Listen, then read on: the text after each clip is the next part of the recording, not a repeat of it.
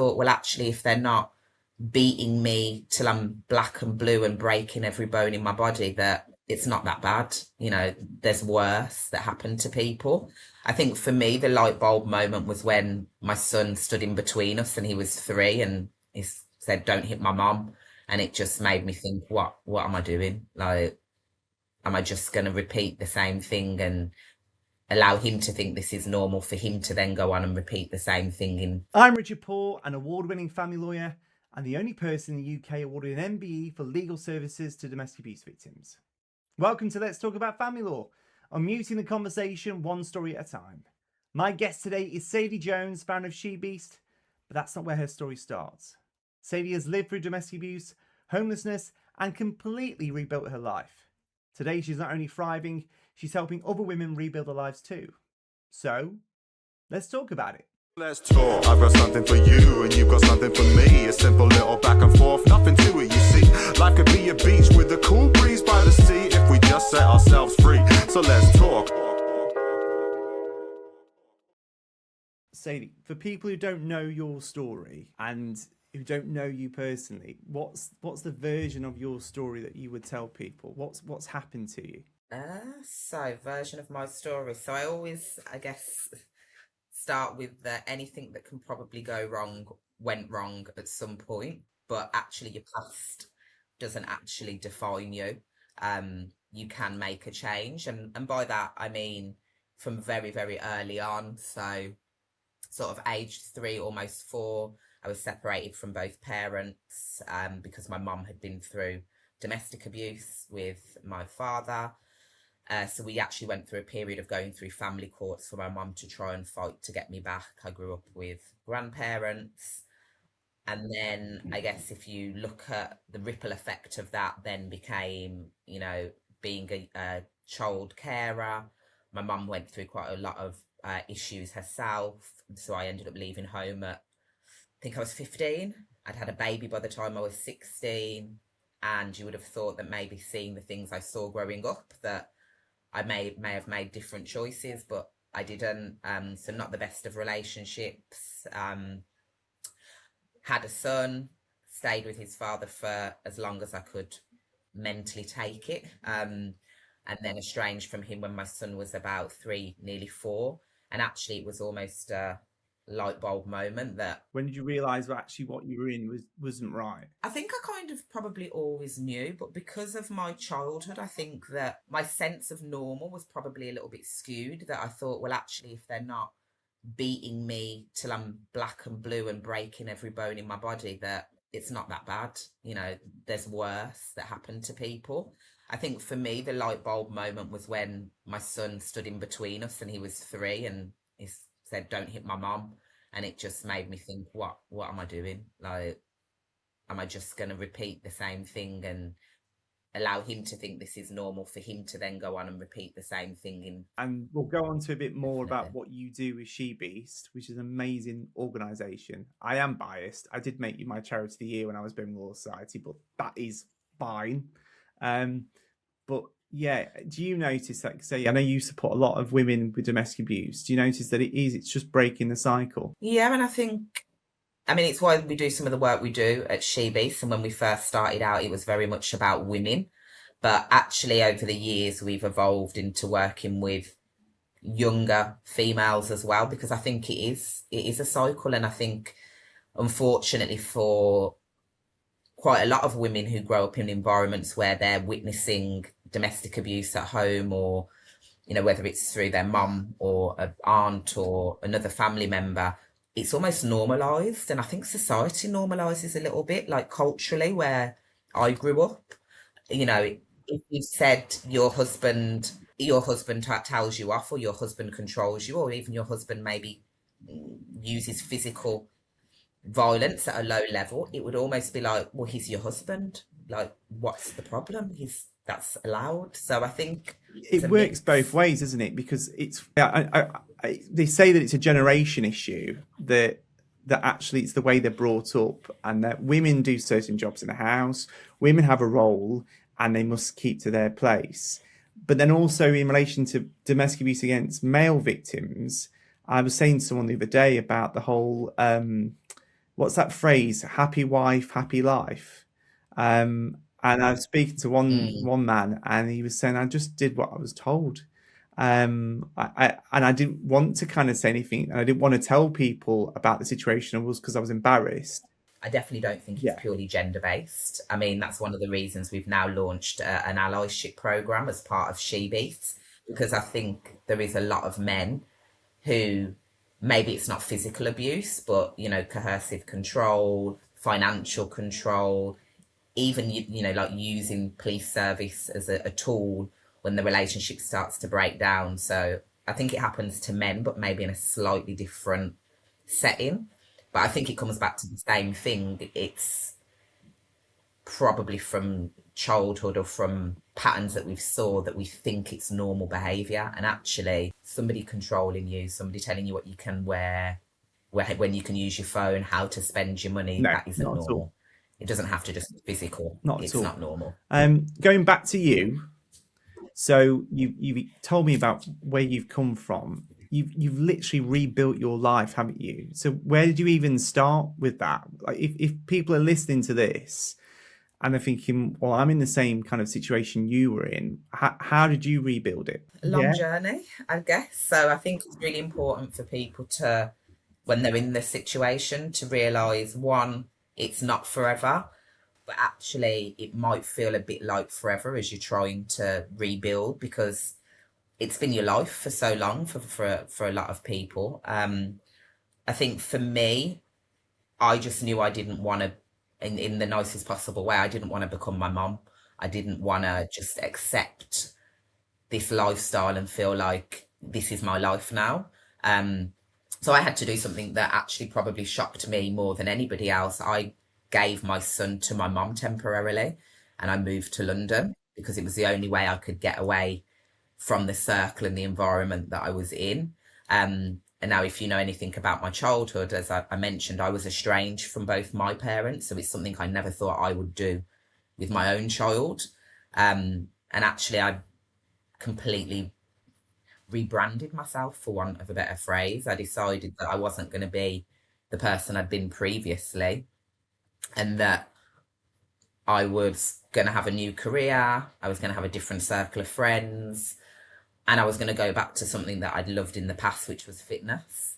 And that's where it all started, really. So I moved to London. I got back into yoga, got back into fitness, took a career in a sector I knew absolutely nothing about, financial services, because I just wanted to be a different person. I didn't want to be who I'd been for the last, I met my son's dad when I was quite young. I was 13. So by that point, I was 22, and I just had enough. You rebuilt your life, you rebranded. Your son was in the care of your mum. Like, how did you feel at the time? Was it scary? Yeah, definitely. For lots of different reasons. One, it was scary leaving everybody I knew, the life I knew, even though it wasn't necessarily perfect. I knew it. I knew what to expect. Moving to a completely different city, different people, not having any familiarity was very scary, but I knew it was the only way I was going to create change. And actually, I think my nan used to say it to me, you're not a tree. If you don't like it, move. Like, get up and move. Like, there's only so much we can moan about something or allow something to keep continuing to happen. And whilst by no means do I think I was responsible for what was happening to me, I still had a part to play, that I could get up and make a change. And yeah, that's what I decided to do. I was just like, I've had enough. So let's move on to the big thing, Sadie. You're a bodybuilder. How did you even get into that? What kind of motivated you to get into bodybuilding? So I've always been into sport. I used to run for West Midlands, and I did martial arts growing up as a kid. And as I said, when I moved to London, I decided to get back into sport. So I think, when I had my son so young, I just stopped doing anything that was for me. It was just all about my son, my partner, keeping a roof over our head. So when I moved to London, I started going back to the gym. And I think the person that I met was also quite heavily involved in the gym, but they were quite into kind of more like the bodybuilding scene. And it's only when we came back to Birmingham, actually, we moved back to Birmingham because my son had got himself in quite a lot of trouble in London, quite serious trouble. And the first gym I went to, they happened to put on bodybuilding shows, and the guy who owned the gym said, "Oh, you've got quite a good physique. Have you ever thought about doing a show?" I love What's it, the to be bodybuild? fair. But Sorry, what's the bodybuilding world like? I don't think it's as glamorous as what people think it is. I think actually it's more, and I think there's quite a lot of people in the bodybuilding community that have had some sort of trauma, whatever it might be. It's actually a very disciplined way of living, I guess. It's, if you're like, for me, when I first got involved in it, obviously I had a lot going on. And it actually just gave me some routine, some structure, a goal almost at the end. And so it's part of why we deliver a lot of what we do within the SheBeasts community, is using movement and mindset and nutrition, because it's a fantastic transferable skill. What does structure and discipline mean to you? Does it give you kind of a guide for how you live your life? Yeah, definitely. I mean, not everybody needs to be as disciplined and regimented as a bodybuilder, but I think we definitely need to have a plan and goals and things that we're moving towards, because without that, we're kind of just aimlessly wandering, I guess, to a certain degree. We all need goals. There might not have to be bodybuilding goals, but I think it's really important that we have a plan, a path of what we want to move forward towards. I think for most people, like say, you've hit on it. It's having that goal. It's having that objective in life, whether that's your career, whether that's your hobby. It's having something you can look forward to that you're good at, you enjoy. And it, like for you, I can imagine structure and discipline. It just kind of brings everything in together, especially when you've had such a chaotic upbringing.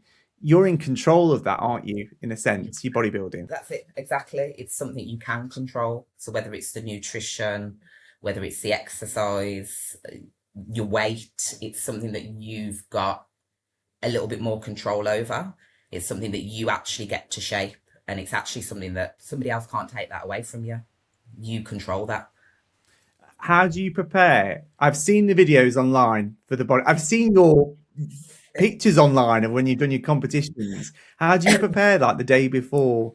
Is it like a boxing match? Do you need to dehydrate yourself, or how do you do it? Yeah, there is an element of dehydration depending on how lean you are. Obviously, you manipulate your macros a little bit. You're basically trying to dry out and kind of flatten yourself, to want of a better phrase. So then when you go on stage and you start eating sugars and carbs, that you kind of blow up. And tell us more about SheBeast. What is SheBeast to you? Why did you create it? SheBeasts is my baby. It's, I guess I'm the woman on the tin. And it was taking what I'd done for myself and wanting to be able to share it with other people that have come from a similar background. So I wanted to show women that were going through similar experiences to what I'd been through, that actually there is light at the end of the tunnel. Actually, you can become somebody new. Actually, you can have a community that support you. And first and foremost, I think more than anything else we do, it's about that community. It's about knowing that actually someone else has got your back, that you're not on your own, that there is people that get it, there is people that care. And then actually taking all of the great things I've been fortunate enough to learn over the years and being able to share that with that community. So helping women rebuild themselves from the inside out. So we do that through the transferable skills of using fitness, the mindset and the nutrition, and then actually helping them take that transferable skill and turn it into something more. So whether they come through the SheBeasts Academy and get a qualification, or maybe they want to go and work in another environment, actually helping them, one, have that confidence to say, this is what I want to do, but then actually helping them deliver that. So, if anyone who knows me knows I'm quite bullish. So, if we can't help you directly, I'll definitely help you open a door to get the help that you need. So it's about bringing women together.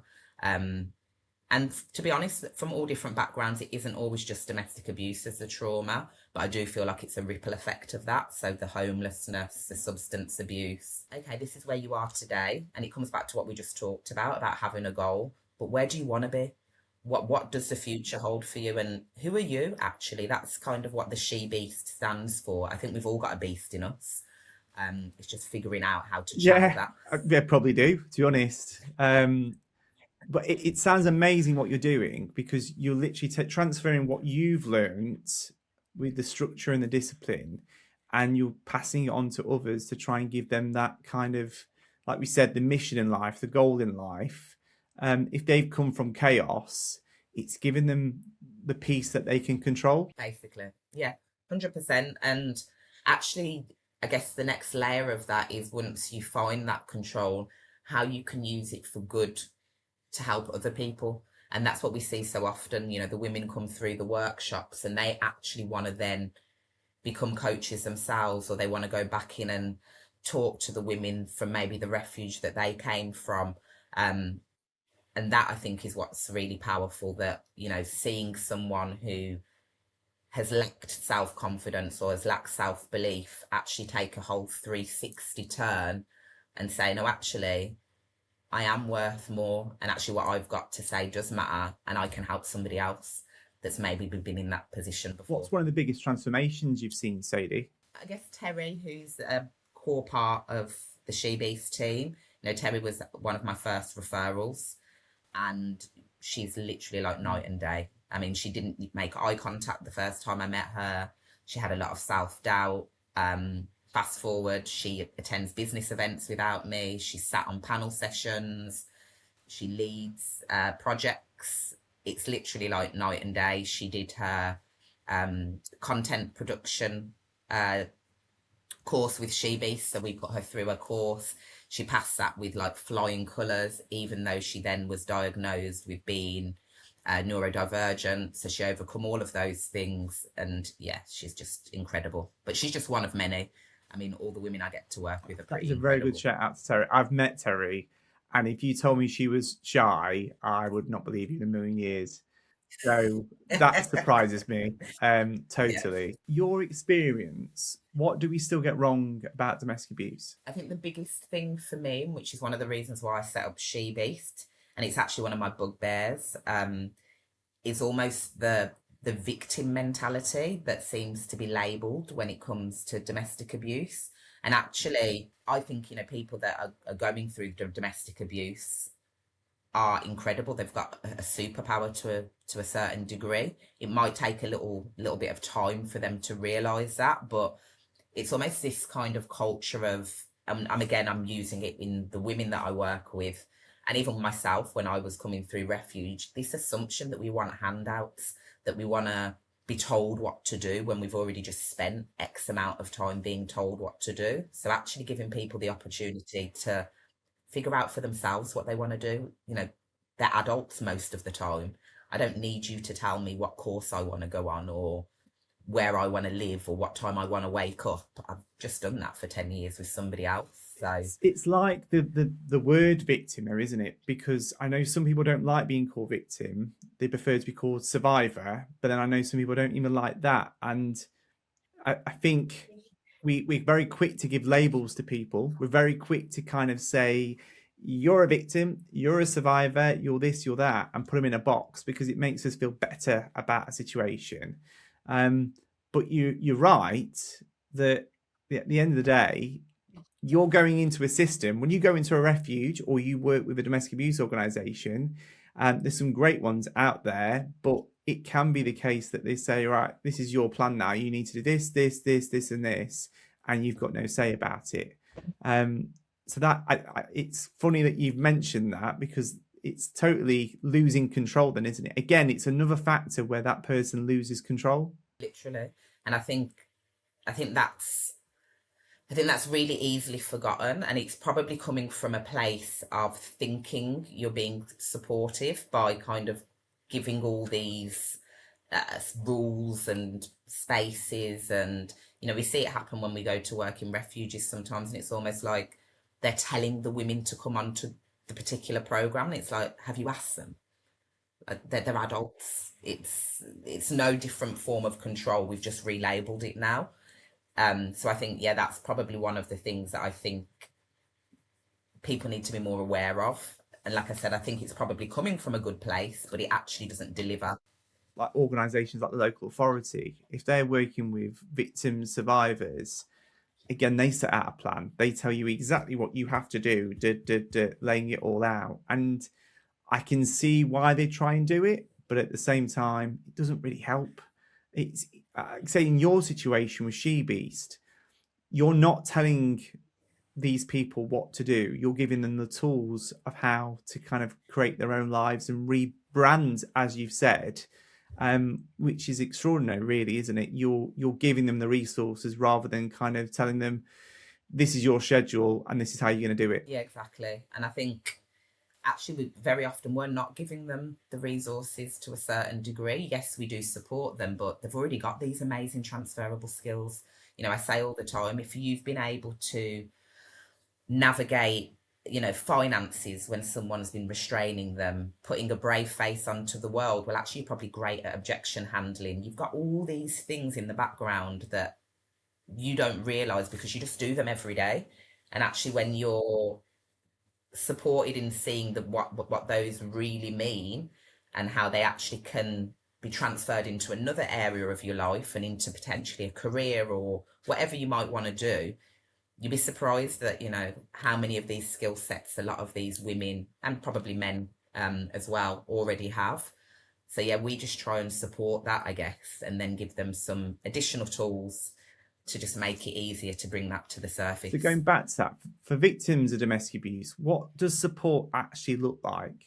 If you were to speak to the higher ups, the local authority and other organisations, if you were to knock on 10 Downing Street and speak to Keir Starmer whilst he's trying to sort out the mess with Trump, what would support actually look like to victims of domestic abuse? Well, I think there needs to be less restrictions. So less restrictions around when people, what support looks like. So for example, you know, you've a flag to the police, or maybe you contact the police, that then kind of creates this, you know, trickle effect of you're put in a certain refuge, you're told what times you can and can't come in.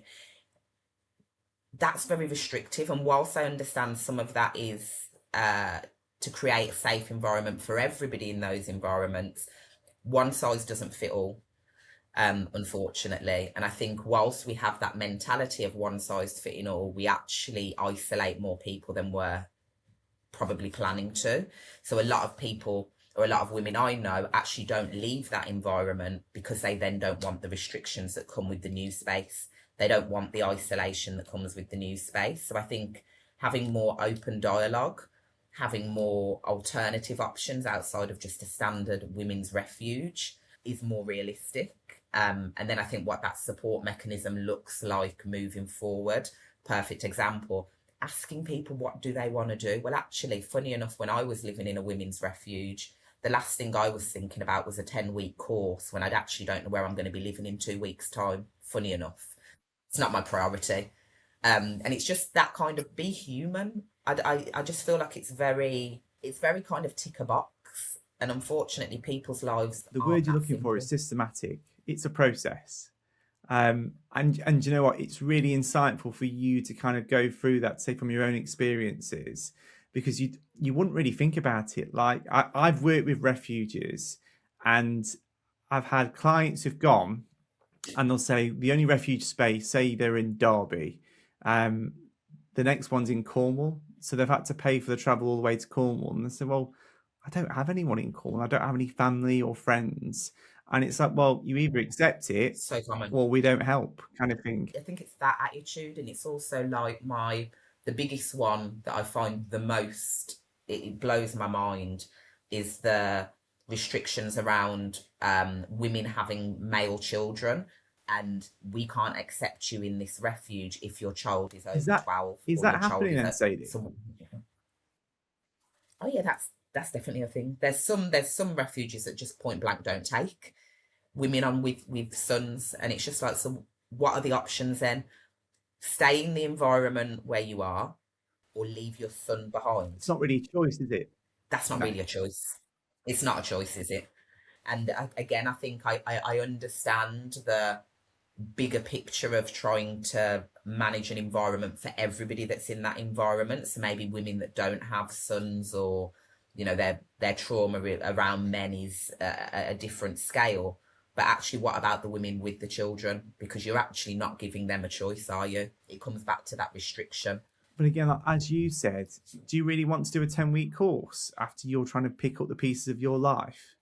I wouldn't. I mean, as SheBeasts, we stopped doing as much work actually in physical refuges, because it was only really when I sat down and thought about it from my own perspective. The last thing I'm thinking about is, one, I want to do a course. Two, I want to do a course in the environment that I actually don't want to be in. So already this space, to me, I hold a negative connotation with it. So how is that going to allow me to have a positive next step if everything is in that space? And then also on top of that, I don't even know how long I'm in that space. I don't know, like what you said, am I going to be shipped off 5 miles down the road, 15, the other side of the UK? And it's that unknown again, I guess, what it comes back to, which is like what I was saying at the beginning. I think a lot of people do stay because it's familiar. And why would you it's the fear why of the would you unknown. choose the unknown, the total risk, when you've got a familiar situation? And fair enough, you might be in extreme danger, but that's a big risk to take, isn't it? Going all the way to somewhere you don't know anyone whatsoever, you don't know the risk there, the unknown issues that could come about. And I think these are all the things, I think, maybe if you've not been in the situation yourself, it probably doesn't, these things don't come up. You just think, oh, actually, we're getting you out of that space. We're giving you somewhere safe to sleep. But are you? Is it any safer for the individual going through it? Or is it just a lot of unknown? What's something people don't want to hear, but really need to hear? There's someone who's in the same situation you were in. What would you have told yourself back in the day to kind of get yourself motivated to move forward? Probably one of the biggest barriers when you're in that particular situation is the embarrassment. And actually, if I knew back then what I know now, nobody else cares that much. It's a bit like, when people talk about, I don't know, going to the gym for the first time and you're worried that people are watching you. Other people aren't judging your life in the same way that you're judging it. And actually your safety and that of your children, or, just even if it's just yourself going through that, is more important than worrying about what other people are going to say about that situation. And actually most people are going to be supportive, even if it might seem like it's embarrassing because you've stayed for too long, or because you've lied 1,000,000 times to 1,000,000 people and said it's fine, that it's okay to change your mind as well. You can change your mind at any point and just get up and go. I hear that with clients sometimes who go and get family law advice, that they said they didn't get out of it sooner, or they didn't go and get the advice because they were embarrassed. They didn't want that label. I think the embarrassment is a huge one.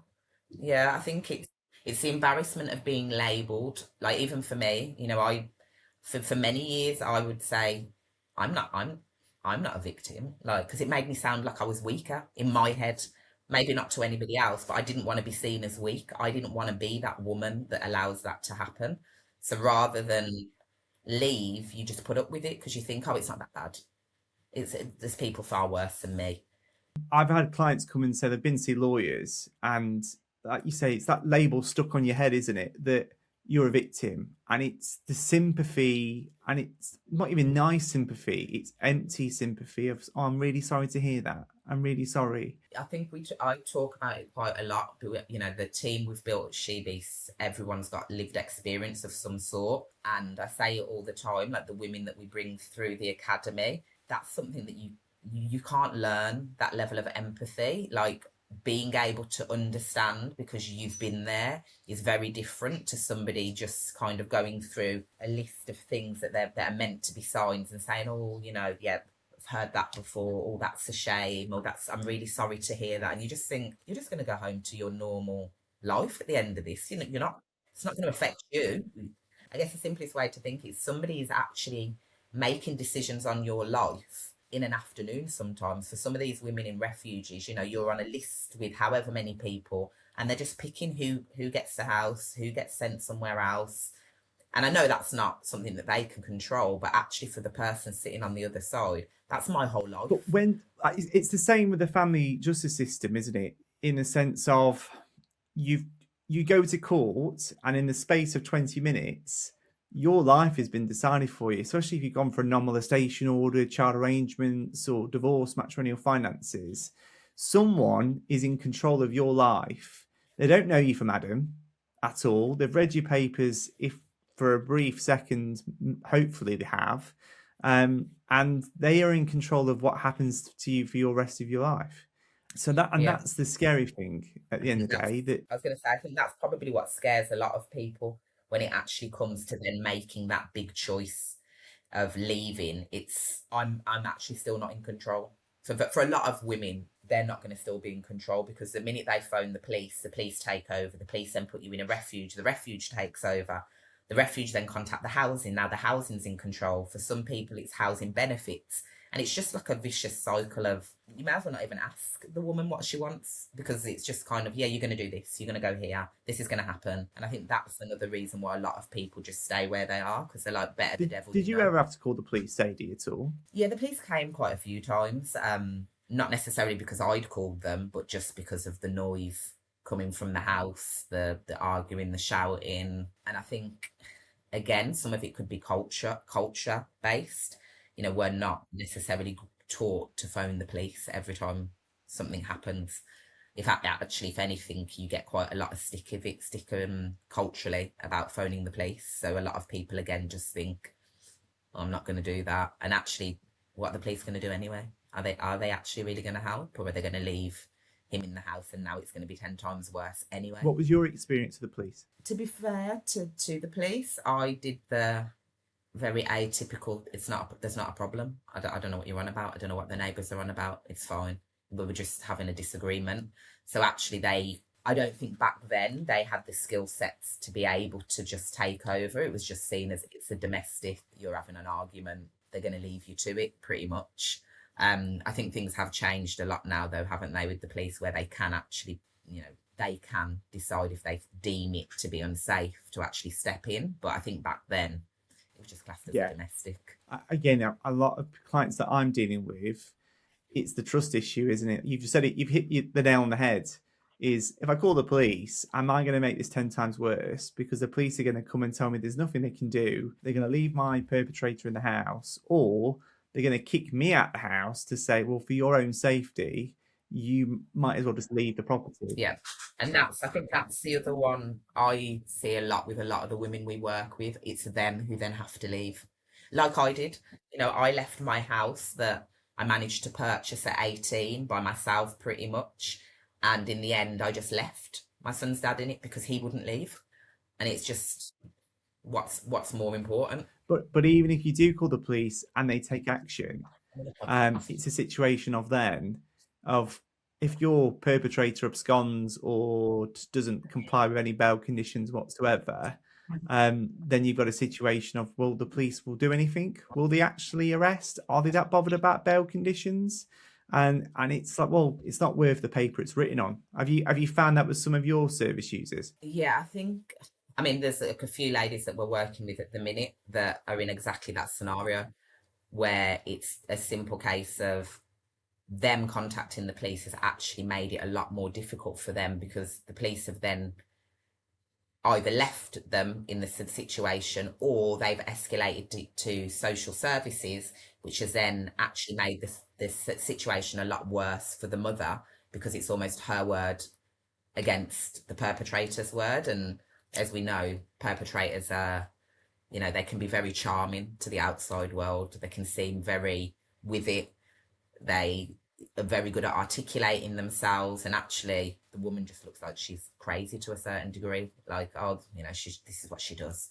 And I think sometimes the police, with the best will in the world, because they don't know the full extent of both sides, like what you said, they don't know the full background, dependent on the police officer at the time. I think it's just a case of, oh yeah, they're just filling out a bit of paper, aren't they? If there's a problem, let us know. Well, that's not going to happen, is it? Because I've let you know and you've done absolutely nothing. So why am I going to risk that again? Because actually you're probably going to get in a lot more trouble for having made that call to begin with than it's worth. especially if they don't remove the perpetrator. And actually, sometimes they do remove the perpetrator and then he's allowed to just come home the next day anyway. Would you say the police have got a lot of work to do to build up trust? Yeah, 100%. I think as a support mechanism, I think they are probably, for a lot of women that I work with, the last point. You know, that's kind of, they would rather try every other route before they contact the police. Because as I said, I just don't think that necessarily everybody feels like the police have got your best. They're not necessarily there for you, they're just there to do a job. And actually, whoever puts the stronger case forward, which is very often the perpetrator, you end up being penalised twice as a woman. And that's the biggest issue at the moment. I keep arguing and saying that we can put everything in place. We can have the Domestic Abuse Act. We can have every shiny brand new order that's there to protect victims. Perpetrators will use that against victims. They're not stupid, are they, at the end of the day? I mean, some of the cases of the women that I've been working with, even when I think back to some of like my own situation, you just wouldn't believe that person's capable of that because of the way they articulate themselves. Because if, you know, you get references from their friends or their job, they're such charming characters. You know, people have not seen them behave the way that they behave when it's just you and them behind closed doors. So I think very often the perpetrator is a lot more not intelligent, but they're just better at playing the game than the person that's going through the domestic abuse. And I think that's part of the challenge. People don't realise that, like with the family justice system, it is a game. And it's horrible to say it out loud, and it's horrible to kind of think of it that way, but it is a game. It's who can chuck as much muck as possible, and hopefully praise that it sticks on the other party. They actually are, in their own heads, building a case long before it goes to this. They've been taking videos, they've been sending text messages and keeping elements of it where the person who's on the receiving end hasn't been thinking that way. So actually it gets to court, or it gets to the point where it's in front of the police and the perpetrator's got all of this evidence against the so-called crazy partner, and the partner doesn't really have anything because they've spent the last 10 years lying on behalf of the perpetrator, saying, no, that didn't happen, that's not what that is, that was something else, I banged my face on a door. And then actually it looks like they've got all this information and you've got very little. So again, I think that's part of the challenge. Sadie, going back to you again, what does life look like now compared to what it was previously? Oh yeah, it's like night and day. I would strongly recommend anybody that's going through domestic abuse to leave.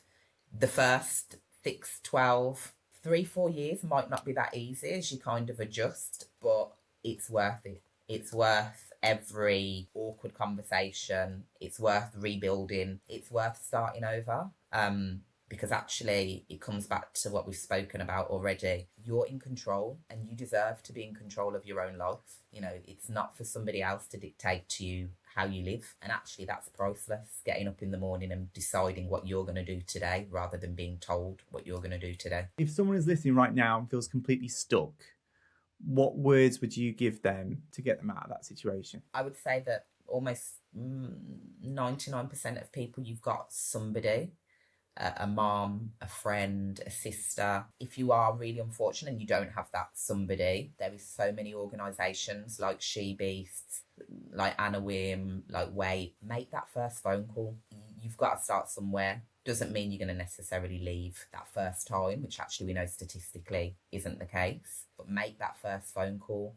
Take that first step, because you'll be surprised actually probably the response that you get, that you're not on your own and that there is people that genuinely want to help you get out of that scenario. And having that self-worth, honestly, I mean, everybody deserves to be happy.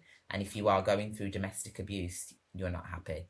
And you don't deserve to be feeling like that every day. Nobody deserves to feel like that every day. Sadie, it's your time to plug. You can plug away now. Where can people find SheBeasts, contact you, refer to you, etc.? So we are on all of the social media platforms, I believe. So Facebook, Instagram, which is just she, then .beasts, CIC.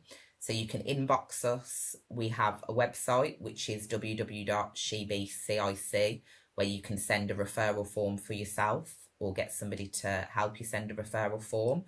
We now have premises not too far from IKEA in Wednesbury. So if you just want to walk in and come and speak to someone, you are more than welcome. But yeah, we are more than reachable. And as far as I'm concerned, there's no female that if, you know, you reach out to us, we will find you help if we can't do it directly. And also men now as well, because of our allyship program.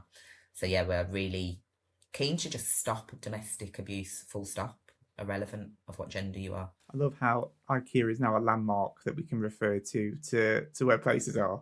Can I say a massive thank you for coming on? I really appreciate it. And it's been really insightful because it's good to kind of get that perspective. You've lived through it, you've experienced it. From my own view, like I say, I've worked with the refugees, and you don't really think of the kind of the small parts. Again, I've not been through the refuge process, but again, it's a systematic approach, and it's the approach with the police, it's the approach with local authority. And it's amazing to hear of all the good work that you're doing and all the help that you're providing victims of domestic abuse. Oh, thank you. Thank you for having me. Thank you. And let's talk. I've got something for you and you've got something for me. A simple little back and forth, nothing to it, you see. Life could be a beach with a cool breeze by the sea if we just set ourselves free. So let's talk. I've got something for you and you've got something for me. A simple little back and forth, nothing to it, you see. Life could be a beach with a cool breeze by the sea if we just set ourselves free. So let's talk. So yeah, just to be clear, I'm not advocating sort of creepy harassment or something, or just being jolly all the time. That's actually appalling in my mind. Just basic human interaction, you know. Hello, how are you? Lovely. Okay, bye.